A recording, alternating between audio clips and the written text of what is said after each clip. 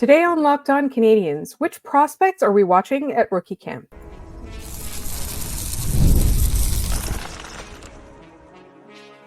You're Locked On Canadiens, your daily podcast on the Montreal Canadiens, part of the Locked On Podcast Network, your team every day. Hi there, everyone, and welcome to episode 1137 of Locked On Canadiens. We thank you for making us your first listen of the day every day. As you know, we are free and available wherever you get your podcasts, as well as on YouTube as part of the Locked On Podcast Network, where you get your team every day. And today's episode is brought to you by FanDuel. Now through September 22nd, all FanDuel customers can bet $5 and get a 3-week free trial of NFL Sunday Ticket from YouTube and YouTube TV. Visit FanDuel.com to get started. My name is Laura Saab, also known as The Active Stick, and I'm joined, as always, by the wonderful Ian Boisvert, also known as Maybe It's Ian. Ian, how are you doing on this slightly chilly Sunday evening? It's been good. Football started this weekend, so got my sports fix. Very much still looking forward to hockey. We're sort of in a dead zone in between news and games. But the good news is we're close to games, which is always exciting. And the games, okay, so there's actually 31 days left between now and the regular season. But the games start this weekend because there's the rookie showcase, and it is against the Toronto Maple Leafs rookies. It is at the Bell Center. It is a fantastic, fun time. I will be going courtesy of one of our listeners. Cannot wait to come back and tell you all about it on the podcast. But first, rookie camp starts on the 11th, which I believe is Wednesday. Mm-hmm. Yeah, it's a big opportunity for a lot of these guys to make, not necessarily first impressions, because to the scouting staff, that's already happened, but certainly to the fan base, right? Like, there are guys who we haven't seen very often wearing a CH and playing in games, meaningful or otherwise. So it's a big opportunity for a lot of these kids to make their claim to what they think they're going to have when they become NHL players. Yes, and in our next two segments, we're going to select specific players that we are really excited to watch and we have some questions about, and we are looking forward to kind of understanding a little better. But first, real quick, let me go through the roster, who the Canadiens have invited to camp. The forwards are Owen Beck, no surprise there, Jared Davidson, Sean Farrell, Emil Heineman, Riley Kidney, Justin LaRose, Philip Machar, Israel Mienskum, Logan Nyhoff, I think that is. I always pronounce it differently. Maxime Pellerin, Charles Savoie, Tyler Thorpe, Luke Tuck, and Florian Xhekaj. Obviously, there's some names there that we have seen a few years in a row.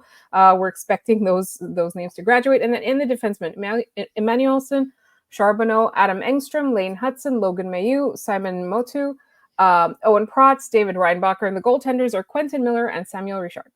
All right, so where are we going to start first? They are supposed to report, I think, on the 11th, and that's when they do the physicals, et cetera, et cetera. And then the games are actually on the 14th and the 15th at 1 p.m. at the Bell Center. And then rookie camp is supposed to wrap up on the 17th. So, Ian, what exactly are we looking for? Like, are we going to be those nerds that are like scrolling the internet to see what the lines are in the prospect showcase, and then extrapolating all kinds of information about these people's futures on this team from that small bit of information? Short answer, no. Long answer, probably not. I mean, like, I don't think, especially at forward, there's probably not a ton of value in looking at who players are playing with. I'm more interested in how those players look playing against one another. On defense, I think that there's kind of an argument for being interested in where these players play, because there's a couple there who are going to be fighting for NHL roster spots, right? Like, it's not like guys that we're seeing who are going to go back to junior or are definitely going to play in Laval. In Hutson, Mailloux, and Reinbacher, those are guys who have legitimate shots at becoming NHL defensemen.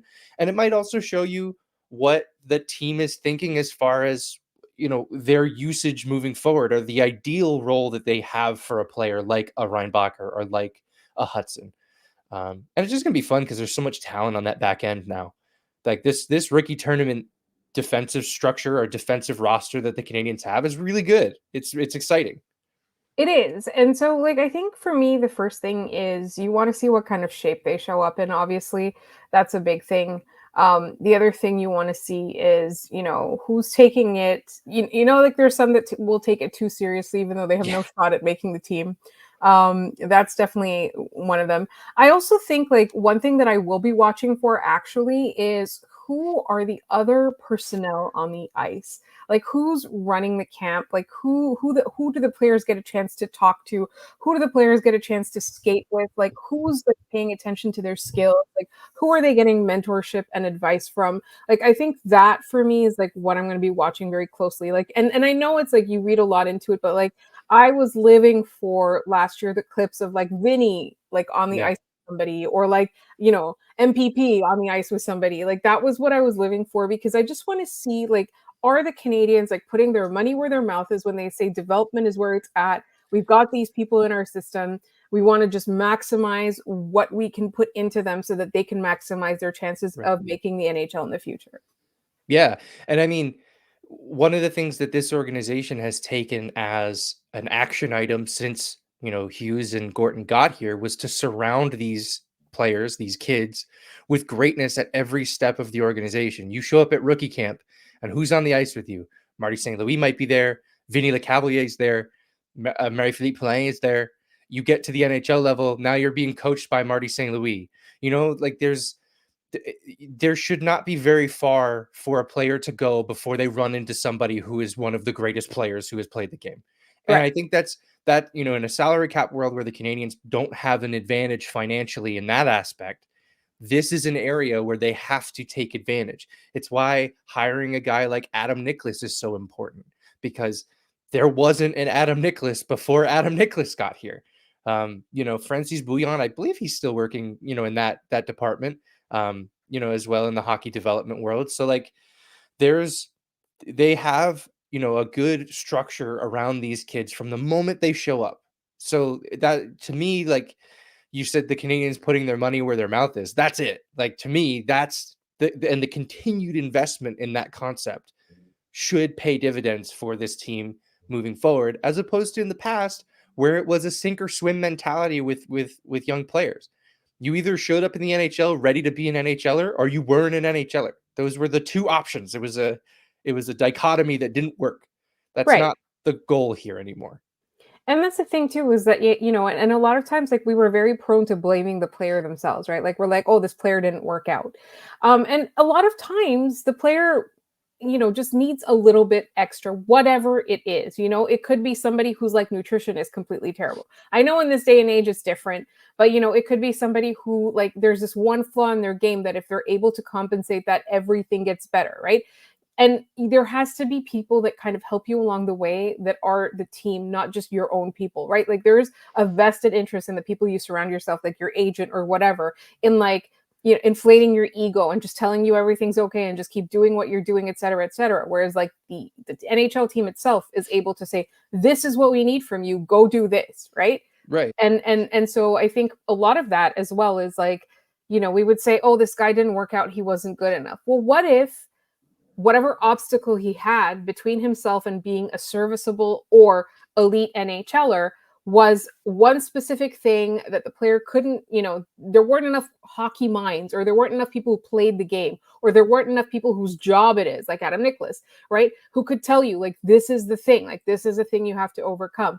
And so for me, like, I feel like just putting all of that money in there and giving these players an opportunity. And if you are a player like Philippe Machar, Owen Beck, David Reinbacher, Lane Hutson, well, Lane Hutson, obviously NCAA, he wasn't there in the past, but like if you're a player who like is poised to make the NHL, is about to grab your spot in the NHL, Logan Mayu's there as well, and you're like, okay, I'm at rookie camp, and this is like, again, like I'm hoping that next year I'm at development camp, at full training camp. I don't have to come to this thing anymore because I'm not a rookie anymore. Like, what are you doing with this opportunity? Like, that's what I'm watching as well. Like, is there enough maturity in you and your game that you're taking this and you're saying, like, this is like for Owen Beck, it would be the third year, right? Like, this is the third year I'm here, but still, like, I am still advancing. Like, I'm better than I was last year. I'm skating circles around my teammates on the ice. Forget about the Toronto Maple Leafs. I don't even know who their rookies are. I don't even care. Like, I know there are people that they reached on, like, like in the later first round, or early second round. So like, are you showing that you are just so much better than these people at this stage in your life that you are ready to make that jump? Like, I'm also looking for that as well. Yeah. And the last thing I'll say is for those kids that are going to try to take a spot, it goes back to what Kent Hughes said in the press conference after Patrick Laine was acquired. He's not in the, economy of creating space for players that he doesn't know are ready yet. But what I take from that is if you take a spot, we're going to let you have it. Yeah. So this is your first opportunity as a rookie to take a spot. That seems, excessive, but it's the reality of it. That every opportunity that they get in front of the Habs brass is one that they need to take advantage of. Exactly that. And we're going to take advantage of this opportunity. We're going to talk about some players we love talking about, like Owen Beck, Lane Hutson, et cetera, et cetera. And that's all coming up in just one moment here on Locked On Canadiens. This episode is brought to you by FanDuel, and you've heard us talk a lot about FanDuel, America's #1 sportsbook.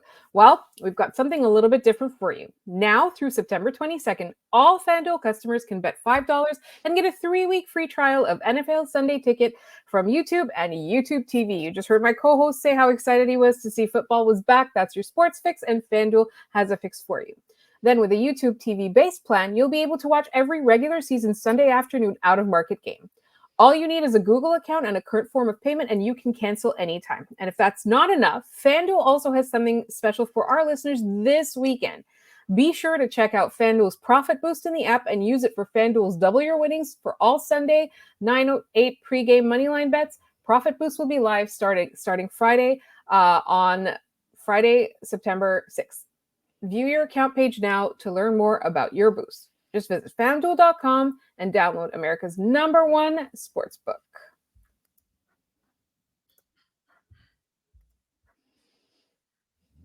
All right, so let's talk about, actually, before we talk about anything, I keep forgetting to tell everybody about our Instagram page. We are at Locked On Canadiens on Instagram. You'll get clips from our show. You'll get graphics, especially during the season, who was great in the game, who was bad, all our season preview graphics, all our, game preview stuff, and any other fun stuff that we can think about. So find us on Instagram at Locked On Canadiens. And also, make your second listen of the day Locked On NHL. They've got all the news. They've got all the stories from all around the NHL, including all kinds of hosts from the network, including us ourselves sometimes. So make sure you catch Locked On NHL wherever you get this podcast. All right, Ian, we were going to start with the most obvious person to talk about when we're talking about the rookie camp showcase, etc., and that is Owen Beck.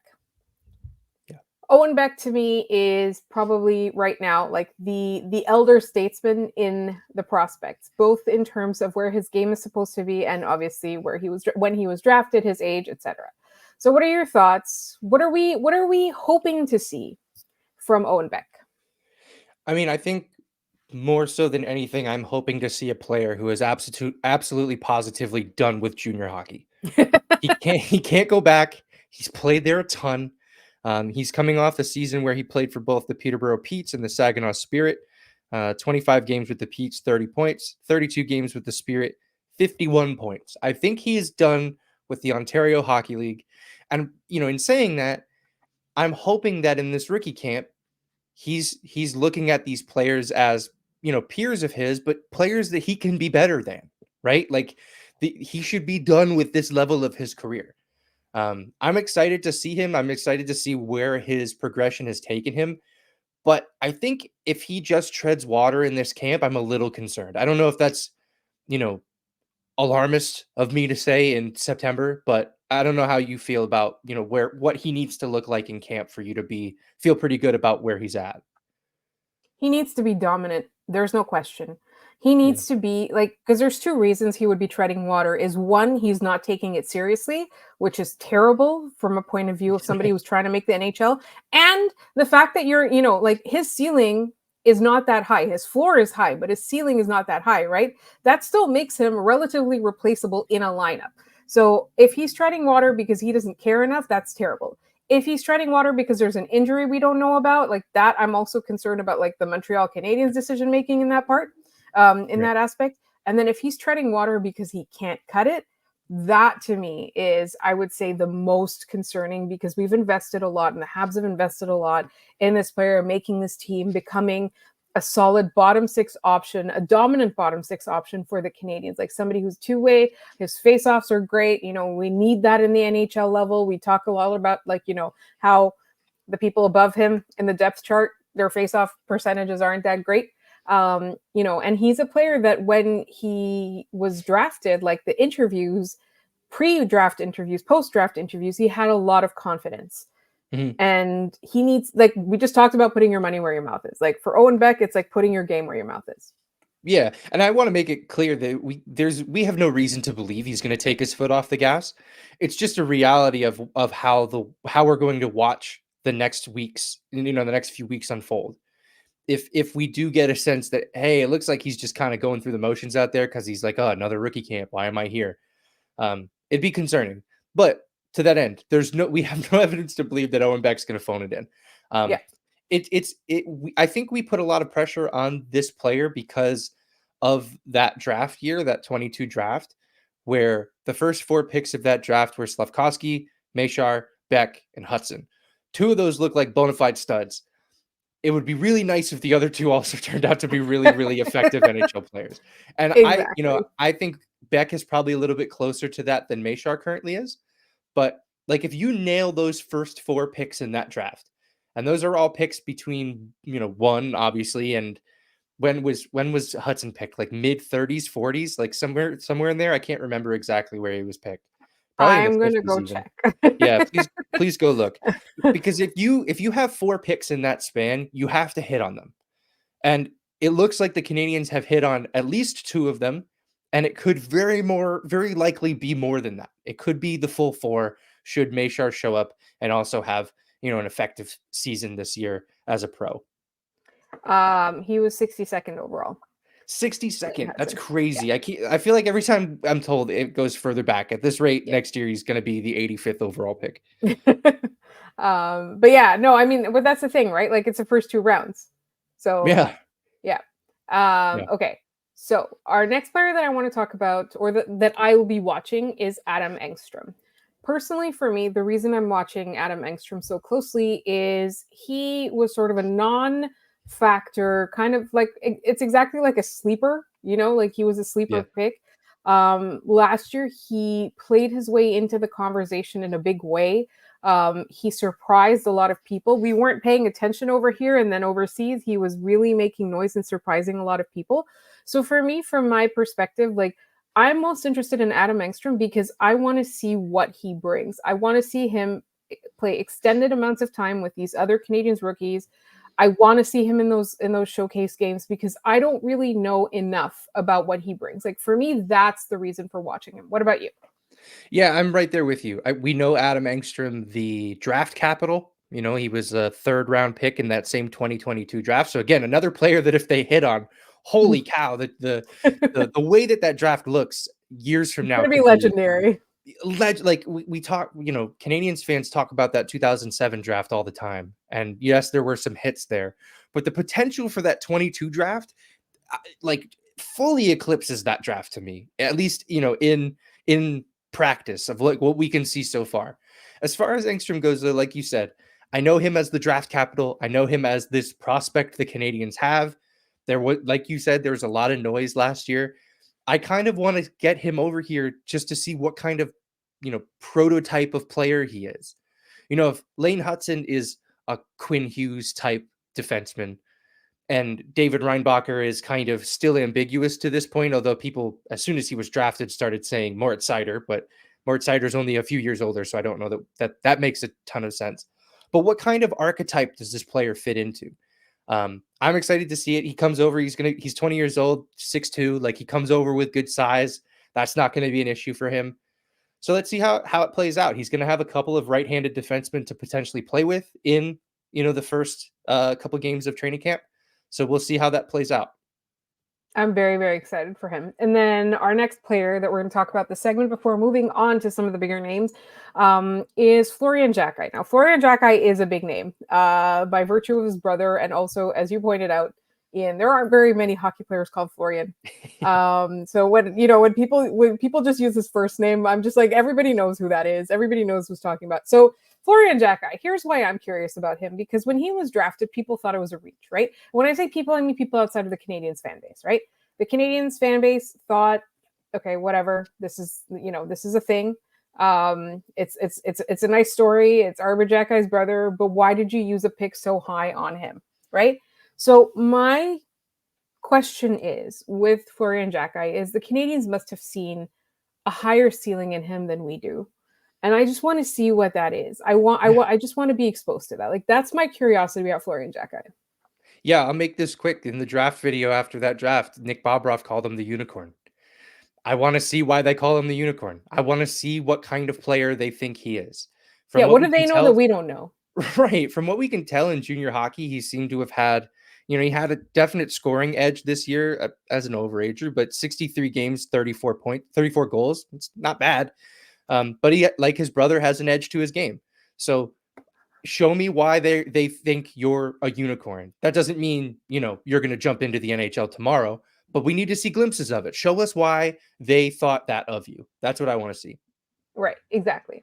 So in our next segment, we're going to talk about another unknown quantity in Owen Protz, and then we're going to talk about, obviously, our two big names, David Reinbacher and Lane Hutson. And that's coming up in just one moment. All right, let's start with Owen Protz. I think the biggest thing about him is that, like, the scouting reports on him were that they said things like calculated violence, intelligent violence, well-placed violence. I'm just excited about this violence. That's what I want to know. I want to know, like, what is this guy? Is this like an Arber Xhekaj type, or is this more like a bull in a china shop type? I just want to see what he's like, and I especially want to see him play against Toronto. Yeah. I mean, we talked about in the past those rookie showcase games with Arber Xhekaj, making his acquaintances with the Senators very early on in his career. It seems like this might be another opportunity for that. For better or worse, it seems like if Owen Protz is going to, as we've said, find an opportunity to make his mark, not only on the fan base, but on the front office, that's kind of where we're headed, right? I'm hoping everyone has a cooler head than what we saw in the previous showcase games. I am on record in my blogging days of hating these showcases. I think that the chance for injury for these young players is so abnormally high on these games, because it's a bunch of guys who haven't played organized hockey in a while coming together and to try and make a team. And it's chaos because none of these guys have ever played together before. And there's always these guys, like you said, who have no shot of making it, who do some dumb stuff, try way too hard and to be a hero. And I've always hated that aspect of this. Owen Protz seems like the kind of player who would some kind of hopefully intelligent violence in a situation like this. Yes. And that's the thing too, is that, like, I think most of the reason that we always feel this way is because there's so much Ottawa Senators involved. And this time around, there's not that, right? Yeah.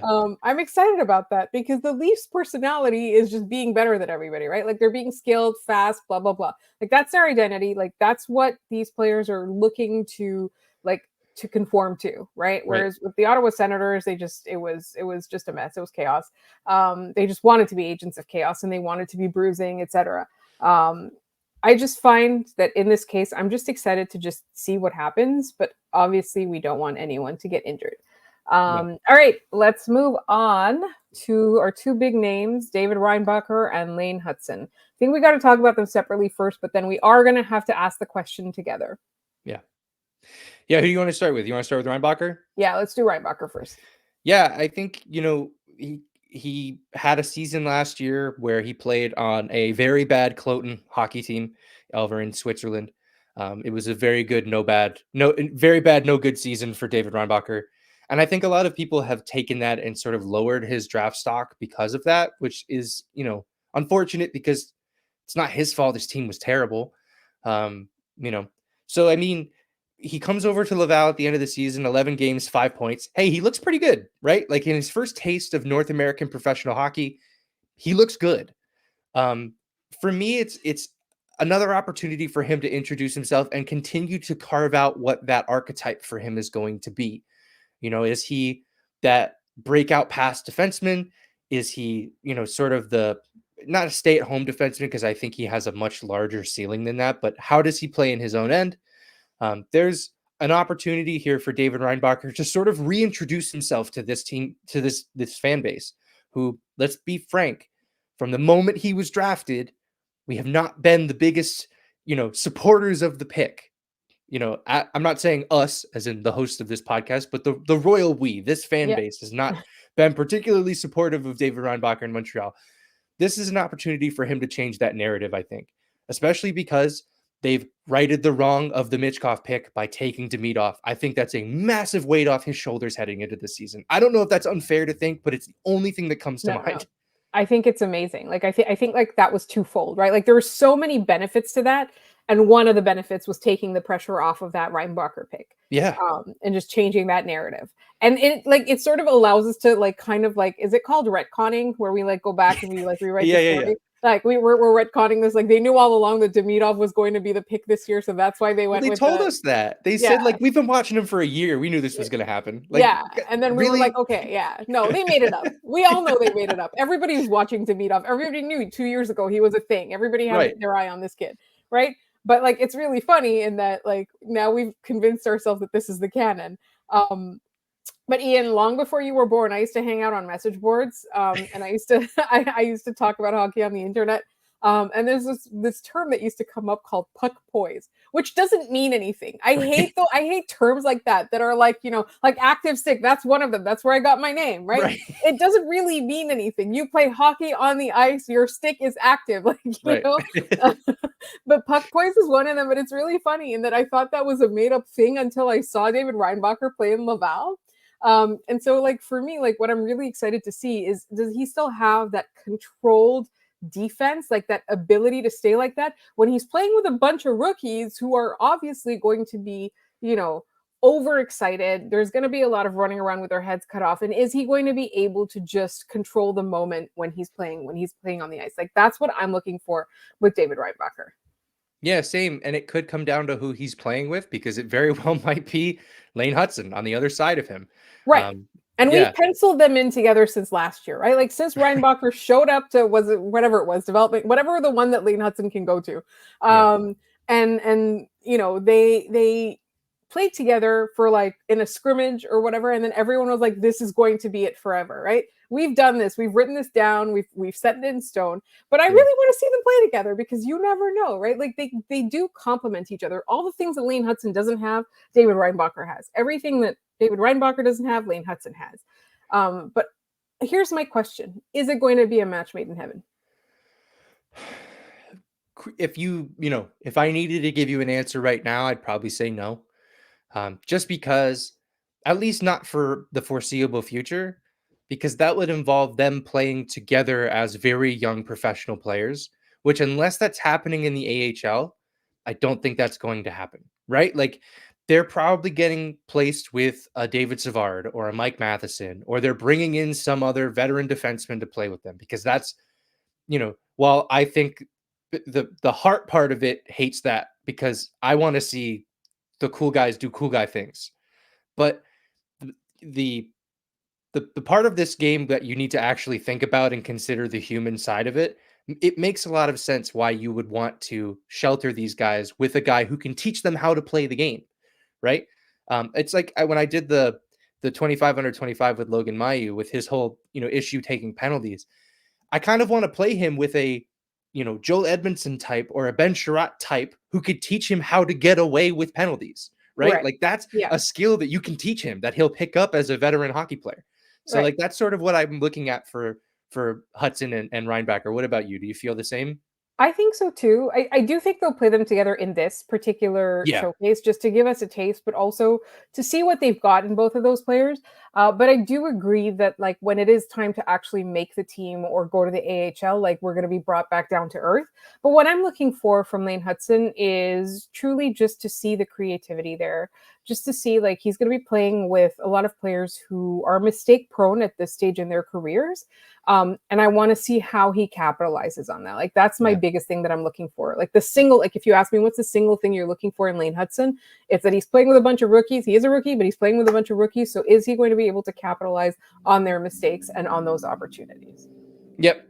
Yeah, he's going to have opportunities in these couple games where he's going to smell blood in the water, and it's going to be an opportunity for him to kind of flip the game breaker switch and just decide he wants to take over a shift.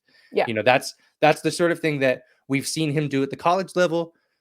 We saw very small glimpses of it at the NHL level in those 2 games that he was in Montreal. This is an environment where he's going to be able to turn that on more often than not. Yeah. And we're looking for both like skill and creativity, but we're also looking for that killer instinct, right? Like that's the difference between like doing well in the regular season and doing well in the playoffs. And I think, it sounds so cliche. Like I really hate intangibles sometimes, but like to me, a player like Lane Hutson, somebody like Cole Caulfield, Lane Hutson, when you are undersized, but you're skilled, like that instinct, that killer instinct, like it makes up for a lot of what you lack in size. Yeah. Completely agreed. Yeah. So I think it's safe to say that we're excited about these prospects. And, it's not long after that's over, then regular training camp starts and everything's going to be really awesome. And the games are going to start in about a month, just over 1 month. And so we will be following all of it. And we have a very special guest. I can't believe we didn't tease this. We have a very special guest coming on our next episode. We'll be talking about what Patrick Laine brings to the game. We'll be talking about the Canadiens prospect depth. See if you can guess who we're having on our Wednesday episode. And in the meantime, we want to thank everyone for subscribing, for listening. We are available wherever you get your podcasts, as well as on YouTube. You can find us on Twitter at LO_Canadiens. You can also email us at lockedoncanadiens@gmail.com. You can also follow us on Instagram now. Like I promised, we're going to have a lot of graphics, show clips, previews to our episodes, all kinds of stuff. So that's lockedoncanadiens@gmail. You can follow my wonderful co-host at Maybe It's Ian. You can follow me at The Active Stick. Like I said, please send us emails at lockedoncanadiens@gmail.com because we love hearing from you, whether it's a question or just an observation or anything like that. Thank you so much for listening, and we will be back with our special guest on our next episode.